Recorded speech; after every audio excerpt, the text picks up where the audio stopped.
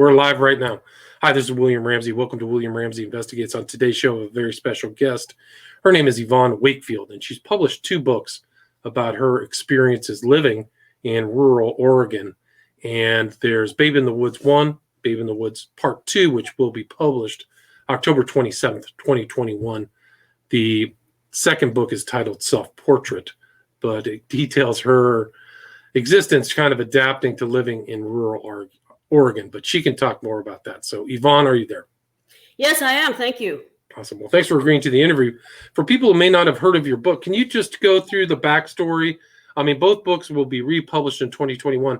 Talk about your background and what led you to make that decision to buy 80 acres up in the kind of central eastern forest of Oregon. Well, I was orphaned at an early age. My father died when I was 9, and my mother died when I was 14. And the night she died, I laid in bed wondering, where am I going to be the next day, the next week? I couldn't even fathom thinking about where I'd be in 1 month. And I thought, if I can make it until I'm legal age, I knew I was going to receive a small inheritance. And if I could make it to the legal age, I would take that inheritance. I would buy a case of cold duck, which is sparkling wine, get a cat, buy property in the wilderness, and go up there and write and do art. So literally the day I turned 18, I liquidated some of that inheritance, drove to Oregon, never been to Oregon before. And about all I knew about it was from reading books, old history books, and serendipitously found this 80-acre mountainside just outside of John Day, Oregon.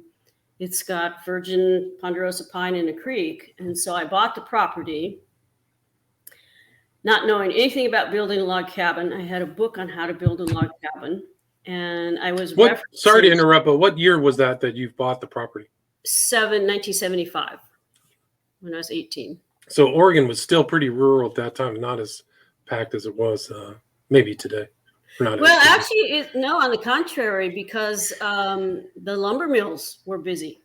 Interesting. And there's a lot of forestry, and that forestry practice is pretty much all disseminated. Interesting. So 1975, you bought 80 acres. What happened next? I mean, they're raw acres, right? Nothing's on it? No, it's wilderness. It butts up into the Strawberry Mountain wilderness. At that point, I didn't even have a vehicle that was capable of driving up there. So I was actually walking most of the time. And I lived in a rat shack of an old miner's cabin while I was planning to build this cabin. And I had a book on how to build a log cabin, which I was referencing, trying to cut my first tree with a bow saw that I bought for 50 cents at a flea market. Okay, I weighed 98 pounds. Anyway, it took me about 2 hours to saw through that first tree. And when it started to finally fall, it fell backwards, nearly creaming me. So eventually I found a man who was willing to work for me named Jim. And he became my mentor and taught me taught me everything, guided me through every step of building the cabin. And we used only hand tools. The only electronic tool we had was a gas-powered chainsaw. Wow. So you really went back rustic. I mean, some people dream about that, going back to the wilderness. I mean, so you built your own log cabin. What happened? I mean, how long did it take you to build it? It started to fall, the first tree, I think it was in April. And that's before global warming, when there was still a lot of snow and we were working in knee-high snow. And I eventually moved in around October of that year, and then proceeded to stay there until January, until I got cabin fever. So, I mean, to get up there, the last 3 miles you need 4-wheel drive. You need a good 4-wheel drive. And at that point, I didn't have a good 4-wheel drive. So there was a lot of pushing wheelbarrows up the mountain with supplies and everything in it. Right. So there's no road, I assume. No, there is a road. No, there is a road. It's just not that great. The last 3 miles are very weather dependent. So in the winter, when I wintered it up there, literally I backpacked. Well, I put my skis on, my old cross-country skis, and I skied down about a mile, and I ditched him in the woods, and then I hiked over a mountainside and then got to my truck, hoped the block hadn't frozen, chained it up, drove it to the county road, unchained it, got groceries, and you had to be packing back up by 4 o'clock that afternoon because the draws get dark by then. Right. Wow, it's incredible. So you're in 1975. You're roughing it solo. What kind of other? I mean, do you have to heat it yourself? Did you get a iron stove up there yourself as well? Yeah, actually, I had a custom built stove, a Frontier stove, which I'm still using today. In fact, I still go to the cabin. I was there last week putting gravel around the perimeter. But the stove is actually, it can function as a cook stove and a fireplace. But in order to get the heat, you've got to fall the tree. You got to buck the tree up. You got to split it up. So, I mean, you get warm just trying to get warm. Right. And do you, so how, when you first moved there, were you living at that cabin exclusively in 1975? I lived there until the snow melted off. And then I moved up in a little pup tent below the cabin building site. So, I mean, it was really primitive living. You got up in the morning at sunrise, you built a little fire, ate whatever I ate. And then, you know, I was up at the building site by 8 a.m. in the morning, worked till 4 or 5. And, you know, there's no running water or electricity. You get your water from the creek and heat it from there. And, you know, I had flashlights. Right. And you go down when the sun goes down, there's nothing to do. So you rise at sunrise and sundown. What was it like kind of coming from civilization to going to no civilization? I think I was still in pretty much a lot of shock from what I'd gone through in the last 4 years in the foster care system. And I was so driven to create this home that I kind of shrugged off the idiosyncrasies of like living big with so little. Before I got my own chainsaw, I was cutting all my wood for fire with that bow saw, which was just a big problem. So just learning to keep myself warm and fed and clean was a full-time job.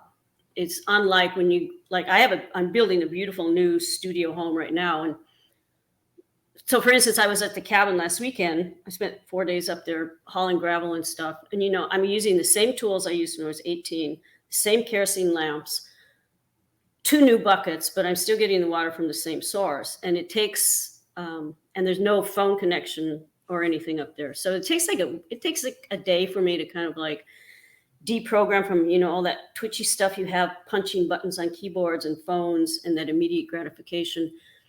But then I slow down, you calm down, and listening skills perk up, which are very necessary because you have to know what's in the woods around you. And I read a lot. I mean, literally at this time of the year, it gets dark in that draw at 4. So I'm reading books inside by 4 and get up at 5. And where did you go through the foster care system, if you don't mind me asking? It was in St. Paul, Minnesota. Gotcha. So you came from Minnesota to Oregon. So you basically just went directly west, almost like the Oregon Trail, huh? It was a very modern day version. I had a lot of amenities and a motorized vehicle. But I mean, pretty much what I did with building the cabin is what pioneers on the Oregon Trail did when they got to their destination. They cleared the land, which I did, and used that lumber to build their homes is what I did. And it's still there, right? So from 1975 to, and so did you have any books? I mean, this is almost pre-internet, right? So how did you just find this guy, Jim? He was your go-to guy to build the log cabin, or how did you figure out how to do it? I actually found out about him from a local baker, a guy who owned a restaurant bakery downtown, and then drove up and found him. He was married with 2 little kids, and he just graciously offered to hire out to help me. I mean, without him, the cabin wouldn't have gotten done. But we learned to work in tandem as a team. So for instance, to get the logs up on the wall, we didn't have like pulleys or anything. So he would, when the walls got high, which, about 5 feet, because it's up on a elevated foundation, he would push the log up over the top of one of the logs that was already notched down.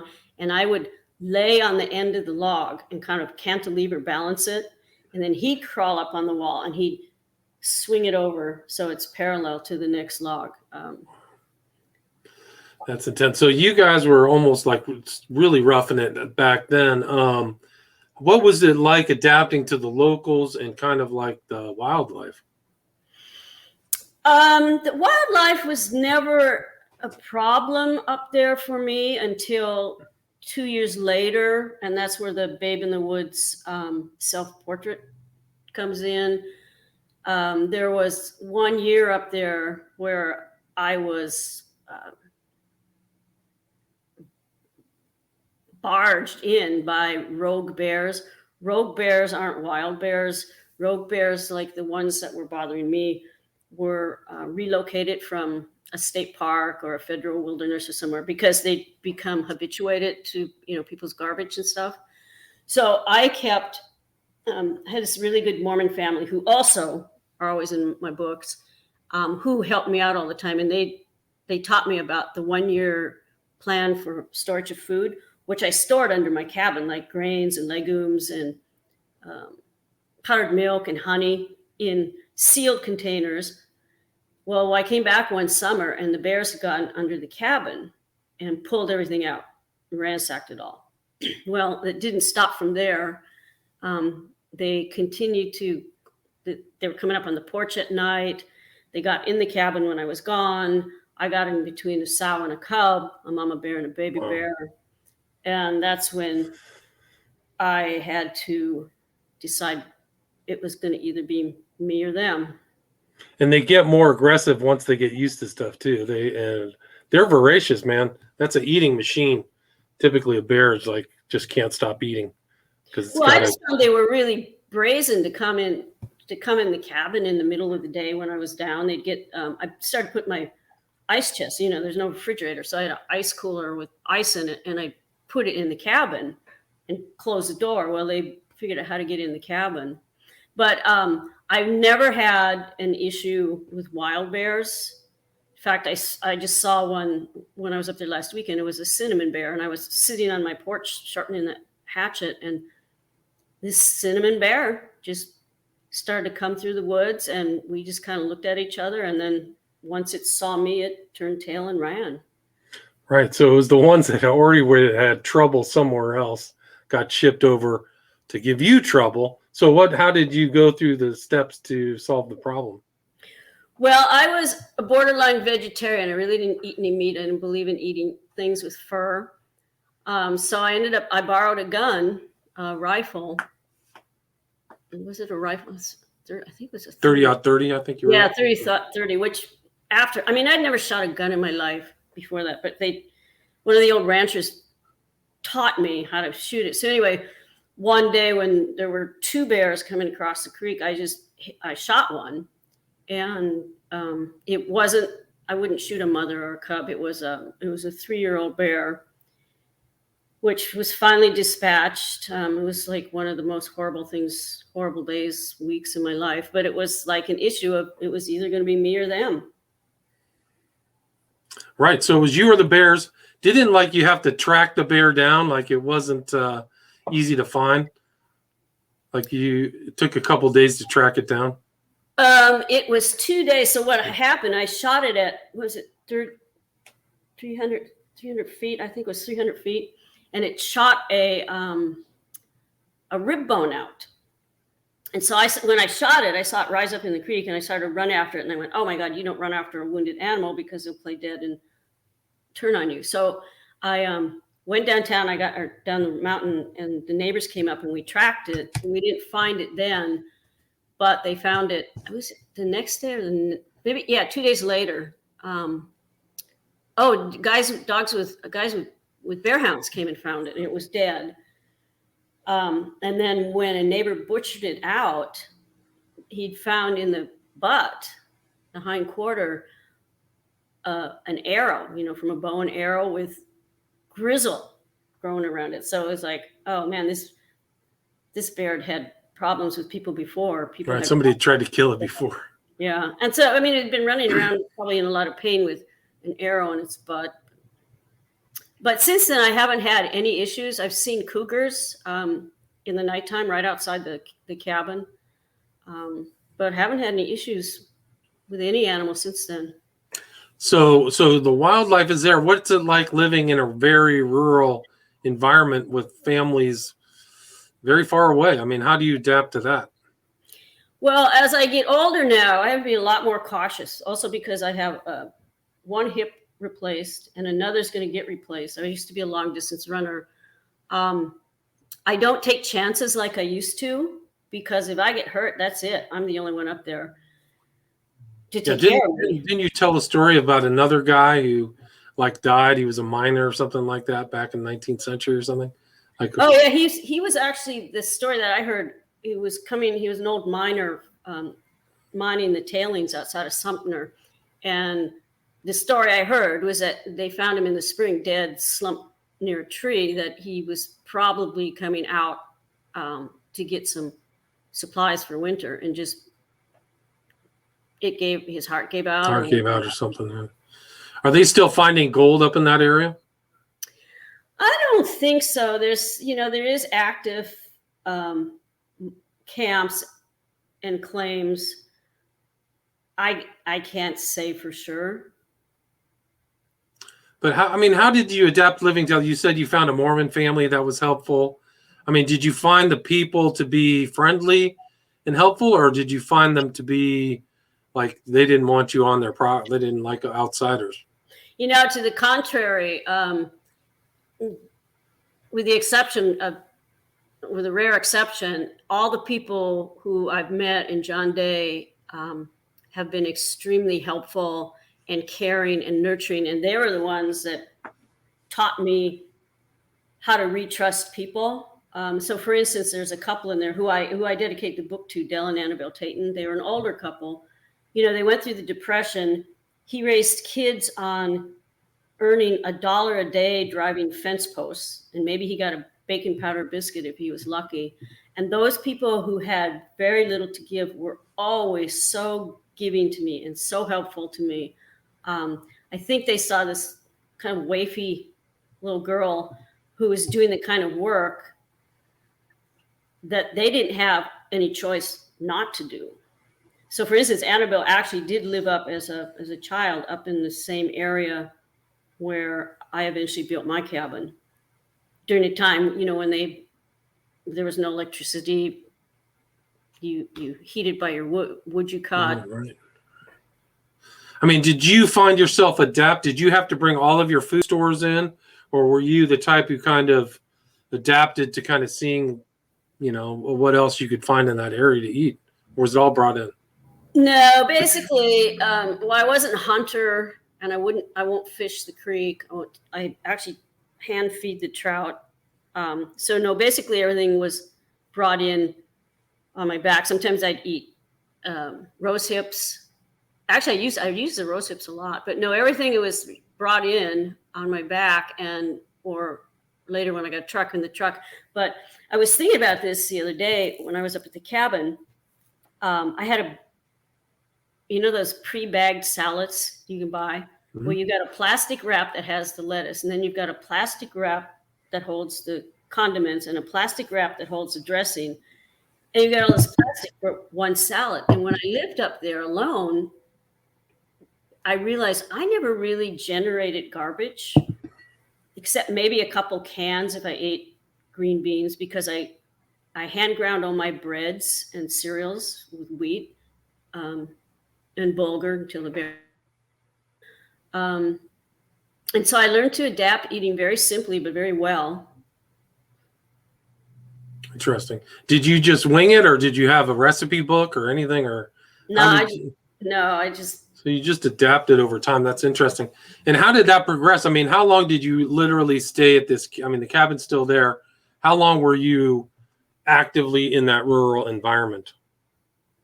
Well, I still am. So I left that January because it was just getting to be too much cabin fever. You have to realize it was by then I turned 19.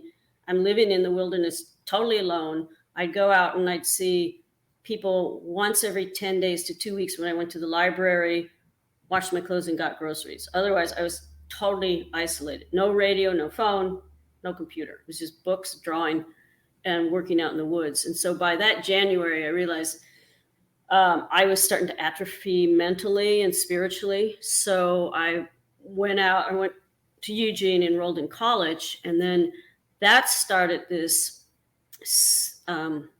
it's a 7-year period where I either had jobs that let me off for the whole summer or I was in between schools. So for 7 years, I spent 3 months alone, 3 summer months alone up at the cabin. And that's where Babe in the Woods self-portrait takes off. So by then I get into an art school and I'm starting to formally learn to paint. It was actually an art guild. So I was getting a lot of traditional instruction. And then summer came and I would just go up to the cabin and paint, write. And the bears, and this is kind of pivotal point in Babe in the Woods self-portrait, it was the bears that kind of inspired me to build a log studio. So originally I thought, well, I'm going to build a log studio as a post-log cabin building test. I'm going to use logs I can manipulate by myself. I'm going to do everything by myself. And then the bears got so bad, I thought, I got to make a bear-proof studio. So then it ended up, now you have to dig this huge hole in the ground to pour a cement-walled cellar.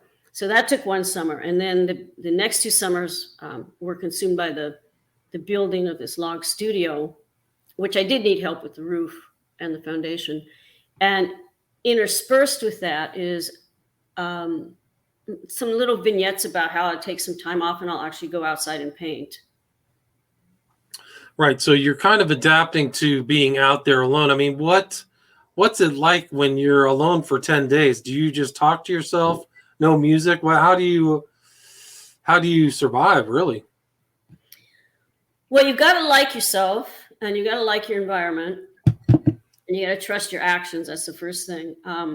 It used to be when I first went up there, I'd spend 10 days and I go, wow, this is so great. But I'd have like all these voices in my head of, I'd had this conversation with this person. And then pretty soon the voices of the people that you've encountered over the last like float away and you start to develop this language with the environment.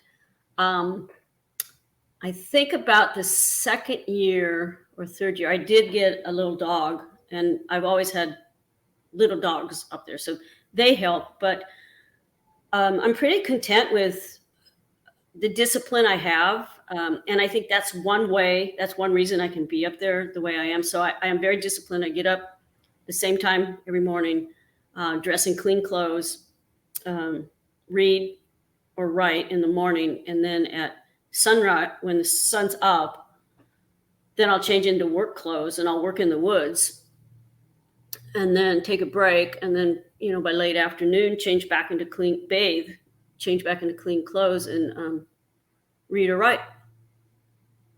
Interesting. And do you find that you miss comforts? What comforts do you miss while you're up there, food-wise or other things you take for granted? The only thing I miss is a vacuum cleaner. Interesting. Because we built the floors, so there's like cracks, which you need to be. But I'm really a cleanliness person, and I sweep and I wash the floors with bleach and everything all the time. But I really do miss the vacuum cleaner. I mean, everything else I can carry up on my back, and this is such an oxymoron. Is I have a robot vacuum cleaner for my new home. And I thought, wow, this really works good here. And I thought, well, I'm going to take it to the cabin. And then I thought, oh, that would be such a violation. And then I thought, if that robot saw that floor, I would probably like jump over the porch and commit suicide, because it's got 40 years. I mean, it's really clean, but there's 40 years of dust up there. Right. So how long, I mean, you say you have a separate house now. What point did you say, I've had enough with this super rural existence? I'm going to start breaking it up. I mean, you said you went to Eugene, enrolled in art class. Like, how did your relationship with the wilderness develop over time? It's pretty much the same. I mean, I'm the same there now as I was when I was 18. I thought maybe when I was 18, I thought I'd live there year round, but that's not a reality to maintain sanity. So one of the reasons I am in the Dalles, Oregon now is I moved from Port Townsend, Washington, which was like 10, 12 hours from the cabin. And I moved to the Dalles, Oregon, so I could be 200 miles away as opposed to 500. So I go there at least twice a month now, for 3-4 days at a time. Is it still not electric? No electricity? Still nothing, not a thing has no changed. Amenities. Wow. It is the same cabin as I built in 1975. Wow, amazing. So no fires, nothing's burned it down or anything like that, huh? Well, in 2015, which is really interesting, I was going up that day I think it was August, to edit Babe in the Woods, Building a Life One Log at a Time. I had the manuscript and I saw this big plume of smoke near John Day. Anyway, turned out there was a huge forest fire barreling down Canyon Creek. And I went up to the cabin. You could see smoke all over. And I knelt by the creek, and these huge burning mosses all of a sudden started to fall down all around me, and embers. So I immediately left, and on the way met some forest firefighters coming up. And so they flagged the cabin and put pumps on it. They put 3 pumps on it, which saved the cabin from being burned down. The fire actually came up to the property line. Wow. So it was so serendipitous that I was actually up there that day, coming down, met the forest firefighters. So I was lucky. And do you, when you're up there, I mean, what are the benefits of living up there? Or what does it feel like when you come back into civilization? When I'm up there, by the second day, you start to harden up. I mean, I'm very active. I'm still very athletic. But your body starts to harden up because you're hauling water, you're splitting wood. If I'm working in the woods, I burn a lot of brush, pile a lot of brush, because I maintain the health of the forest. And then, and every time you heat water, you have to build a fire for that. So then I come back to civilization, to my home, and it's like you flick on a light, you flick on a switch, and you've got heat and water. But the one thing it's also taught me is I live very frugally in utilizing resources. Like, I don't leave the faucet on when I'm brushing my teeth or anything, because all the water I consume at the cabin, I haul up in buckets. And so that's how I think, like, if it takes 4 minutes to heat up water from the water faucet in your house, you go, wow, that's like 20 buckets of water just down the drain. So a lot of the way I live at the cabin is still the way I live in civilization. Interesting. So you've learned the techniques, rationing and stuff like that.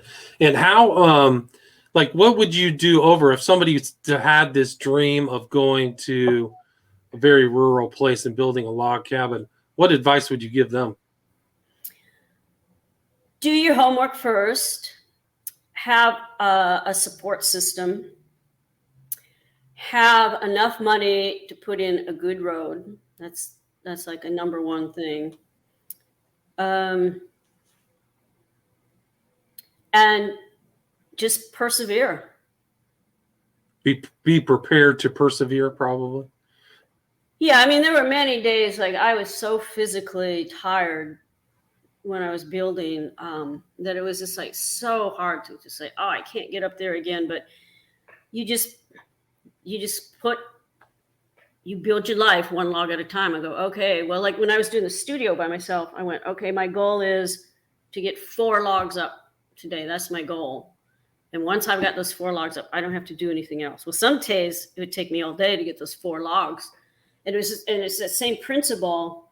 When I was writing my doctoral dissertation, I go, oh, I don't want to be inside in this office writing and researching. I want to be outside. But you have to get X amount of pages written today.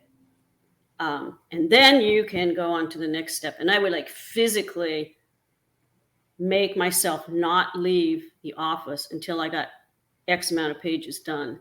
And that was a discipline that I believe I established when I was building the cabin. Gotcha. So you learned discipline, learned things from the experience that you apply to other aspects of your life. Would you agree with that? Oh, yes, definitely.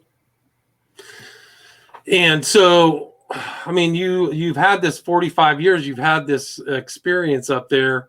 What's it? I mean, rewarding? What do you enjoy? Do you want to get rid of it? What's your kind of overall broad angle view of your experience building your own home in the rural part of Oregon?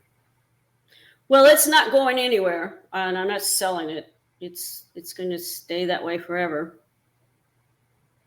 So you will What I would hope to do is, after I'm gone, and I'm pretty ornery, so it might be a while before I'm gone, is to have that log cabin taken apart and reconstruct it on the grounds of a library where people can actually go in and read in a rural structure and experience what it would be like. Interesting. Yeah. I think they did that with Jack London had a log cabin in California, and they brought it down to Oakland and reconstructed it to see where he was when he was writing. I think was it White Fang or whatever it was. I think it was in Sacramento. Well, I'm pretty sure I saw it in Oakland last year, so maybe it was a different one or something separate. But I think that there was the whole intent was to show like this is how people used to live in log cabins back in the day. But maybe not. And you said this book, the second part, Self-Portrait, is out October 27th, correct? October 26th, yeah. And there's you can pre-order it now on Amazon, but it's actually going to be available wherever books are sold. Gotcha. And the first one is republished this year too, right? 2021. The Building a Life One Log at a Time. Correct. And so they could get it when they also, if people want to reach out to you, you have a website, correct? Yeah, it's, www.YvonneWakefield.com. And it's actually it's up now, but there's going to be a whole new website also featuring my art. Gotcha. And what style of art do you, I mean, I saw some landscapes in the book. Is that what your kind of main style is? In my painting styles, yes, that's what I prefer. And that's also one of the reasons I go to John Day, is because I love painting the valley down there. And I'm a visceral painter. If I don't feel it, I don't paint it. And I really feel the geological formations in the John Day Valley area. But when I taught art in Kuwait in the Middle East for 6 years, I was a university professor there. And I couldn't paint the landscape because it was basically not enticing to me. And it was too dangerous for a woman to go out, and it was too hot. So I found pomegranates, and I found that by cracking those open, I could find the same inspiration that I found in the geological faults and mesas of the John Day Valley. So for 6 years, I painted pomegranates in Kuwait and had actually 3 major exhibitions on that. So my website also shows some of those pomegranate works. Oh, interesting. Interesting. So you went from the high mountain to the dry, hot weather of Kuwait. That's quite a geological change. And is there anything you'd like to add before we wrap it up? Oh, no, I just appreciate you allowing me on my show, and I hope people enjoy the books. And if anybody wants to contact me, you can contact me through my website. Right, and it's Yvonne Pepin, like Jacques Pepin, Pepin, Wakefield. I'll put it in the show notes, so it'll be there. Your website, if people want to reach out to you, they can contact you. If anybody wants any questions to go build their own log cabin and their experiences, you're probably, I mean, if you have 45 years of experience, you could probably be a consultant. Get paid. I could, but I need somebody to do the heavy lifting now. Right. Yeah. Anyway, again, the title of the book, the second book, which I read, is Babe in the Woods. I did not read through the first book, but that book will be out on the 26th. And the author's name, again, is Yvonne Wakefield. So, Yvonne, thank you so much for your time. Well, thank you and have a great day. You too. Take care. Stay there. Stay there. All right. That was